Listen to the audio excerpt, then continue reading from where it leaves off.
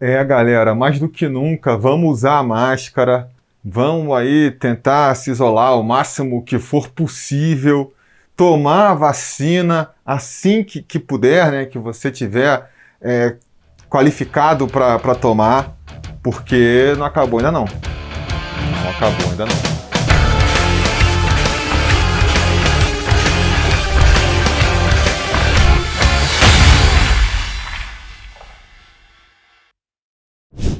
Fala, torcida vascaína, Felipe Tiru de volta na área com muita opinião e informação aqui no seu Sobre Vasco AV. Então, se você curte o nosso quadro, já larga o dedo no like, se inscreve no canal caso ainda não seja inscrito, liga o sininho de notificações para ser avisado sempre que tiver novidade por aqui e aproveita para seguir o Atenção Vascaínos também nas outras redes sociais. É só procurar pelo @avascaínos e vamos falar aí sobre Vasco, vamos falar sobre segurança sanitária, não é mesmo? Afinal de contas, o Vasco aí volta a ser atormentado pela Covid. A gente, sofreu tanto já com isso, né? Tanto tempo passando por isso, que eu acho que naturalmente a gente começa a relaxar, a achar que já passou.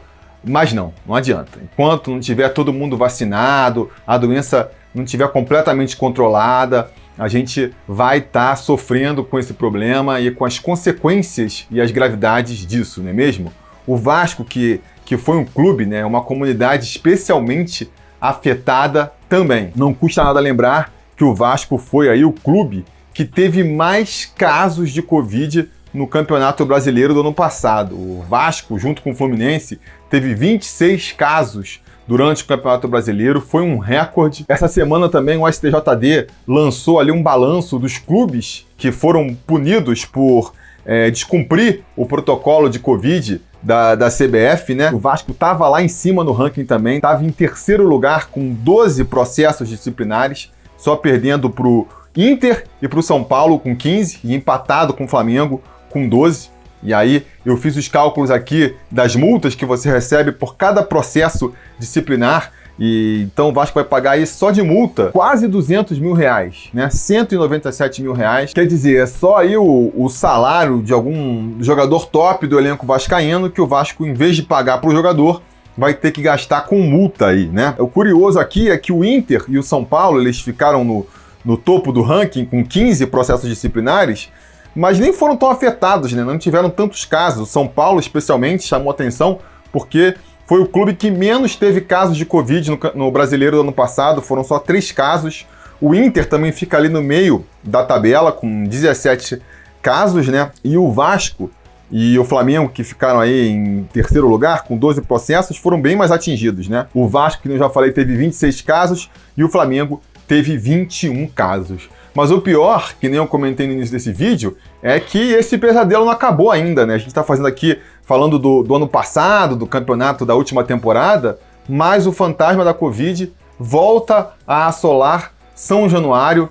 Nada mais natural, que nem eu comentei, uma vez que a epidemia não passou, se você não está tomando os cuidados necessários, a tendência é que esse fantasma volte a assombrar o Vasco. Não só porque pode haver casos de reinfecção, que nem aconteceu ano passado, o Thales mesmo foi um jogador que pegou 2 vezes a Covid, né? Ou pelo menos testou positivo 2 vezes para a Covid no ano passado, como também, como o elenco reformulou muito, teve muito jogador novo que chegou, pode ser o caso aí do jogador não ter pego ano passado e tá pegando agora. É o que aconteceu com o Vanderlei, mas no início da semana, o Vanderlei já não disputou a partida contra o CRB porque foi diagnosticado com Covid, e é o que aconteceu agora com o Rômulo. O Rômulo, portanto, está fora da partida de amanhã contra o Cruzeiro, porque ele é mais um jogador que foi diagnosticado com a doença, e aí já começa aquela preocupação, né, de ter um novo surto em São Januário e a gente, de repente, começar a ver novos jogadores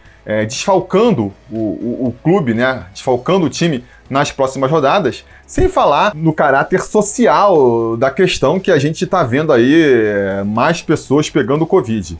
Muito até em função disso, né, esse surto de Covid parece que atingiu as divisões de base do Vasco também, tanto que na noite de ontem o clube soltou um comunicado para o seu departamento de base suspendendo as atividades do clube. A notificação dizia que, diante dos casos suspeitos e confirmados de Covid ocorridos essa semana, as atividades, treinos e jogos, né, das categorias sub-8, sub-9, sub-10, sub-11, sub-12 e sub-13 iam estar suspensas, né, os treinos e as atividades.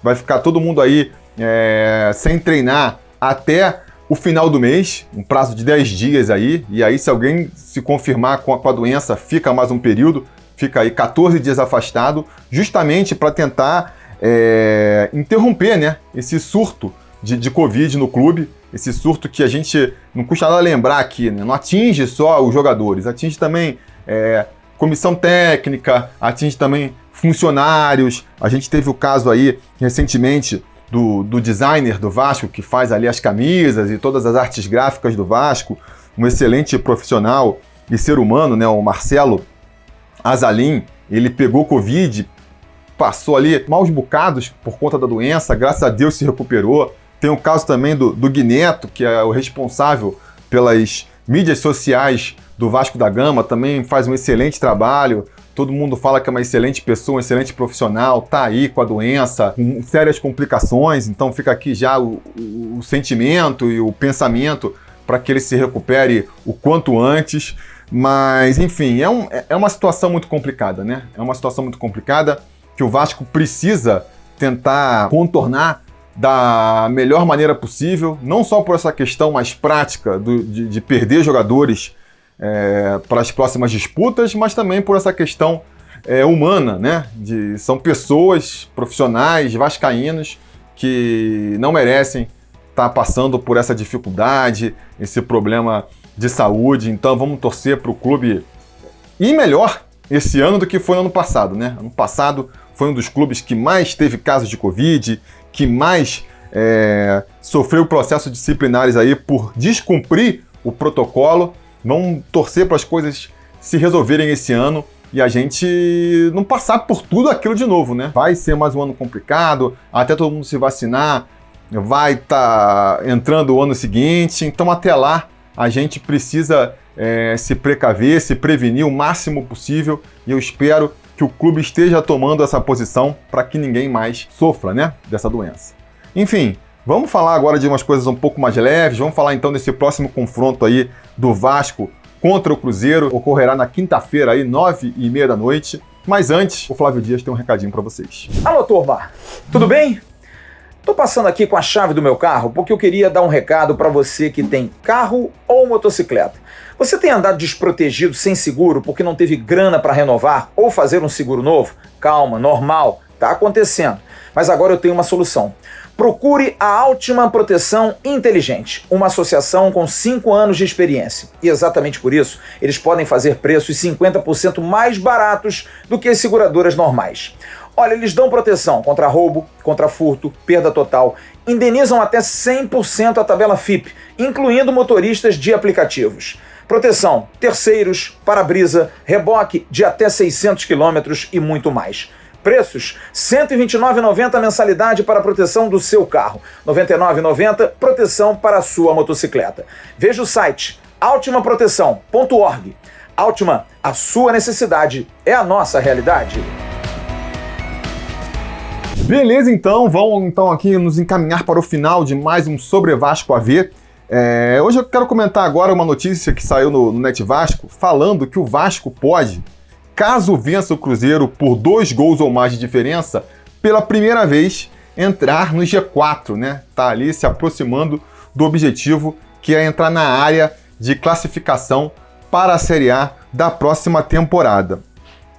Isso a gente está assumindo isso, por quê? Porque já aconteceu aí a grande maioria dos jogos dessa sexta rodada, não é mesmo? O único jogo que falta acontecer, além do jogo do Vasco, é entre Londrina e Náutico, que está acontecendo, está rolando aí, provavelmente no momento que você está assistindo esse vídeo, ou então já até aconteceu, mas é um confronto que não interfere muito na vida do Vasco, porque o Náutico está lá na frente, né? É líder, 100% de vitórias, então o Vasco não alcança nem vencendo do Cruzeiro, né? E o Londrina está no outro lado da tabela. Se o Náutico venceu todas, o Londrina não venceu nenhuma ainda.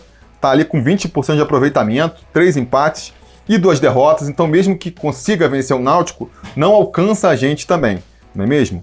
E só que tem que aí ressaltar o seguinte, né? O Vasco ele pode entrar no G4, por quê? Porque os clubes que estão lá naquela posição agora não vão jogar essa sexta rodada, tiveram seus jogos adiados, né? É o caso aí do Curitiba e Brusque, ambos com 10 pontos. Então, o Vasco vencendo o Cruzeiro pode chegar a 10 pontos. Como nenhum desses dois vai pontuar porque o jogo foi justamente adiado, o Vasco conseguiria ultrapassar um desses dois na tabela. E também, né, tem um caso do Botafogo, que está uma posição na nossa frente, um pontinho a mais do que a gente, que jogaria com o CSA, mas teve seu jogo adiado também.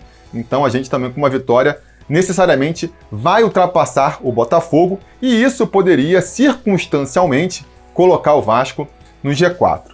Mas o mais importante, o que a gente tem que levar mesmo em consideração é o aproveitamento do Vasco. Se o Vasco está tendo um aproveitamento que o colocaria aí na zona de classificação para a Série A na próxima temporada. Eu já comentei um pouco sobre isso na sexta-feira, no nosso Sobre Vasco AV de sexta-feira, com os gráficos de desempenho.